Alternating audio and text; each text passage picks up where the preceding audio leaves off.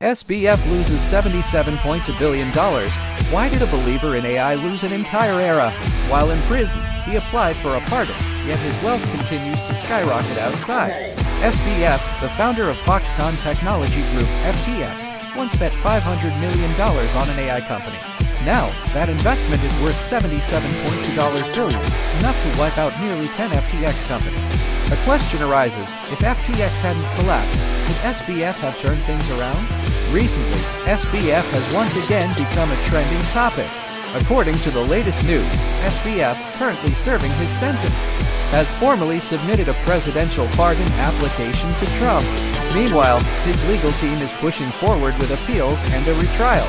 In other words, SBF is now attempting a three-pronged rescue: the executive route, applying for a presidential pardon; the judicial route, continuing the appeals; the procedural route, seeking a retrial.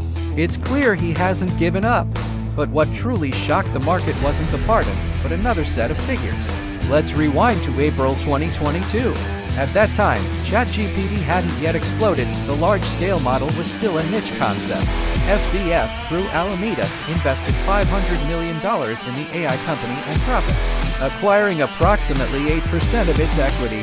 Later, FTX collapsed, and this asset was sold off in batches by the bankruptcy liquidation team, totaling $1.3 billion.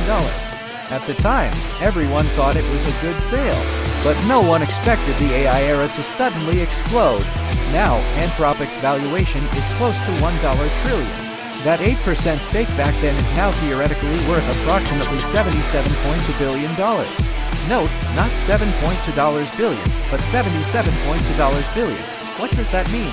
FC's funding hole was approximately $8 billion back then, and $77.2 billion could roughly fill 10 FTX. But many people might think, wasn't SBF unfairly taken advantage of? If they had held on for a few more years, wouldn't they have turned things around? The problem isn't actually with the investment. SBF's biggest mistake wasn't misjudging the direction, but misusing his money. Users' money was originally held in custody by the exchange, but it was later used for high-risk investments, leverage trading, and project investments. Anthropic was just one example that happened to succeed. If this company hadn't taken off today, the market wouldn't even be talking about it. In short, he correctly predicted the future, but misused his money. That's the most magical part of SBF's story. He might be one of the most far-sighted people in the crypto industry, betting on the AI super wave ahead of time.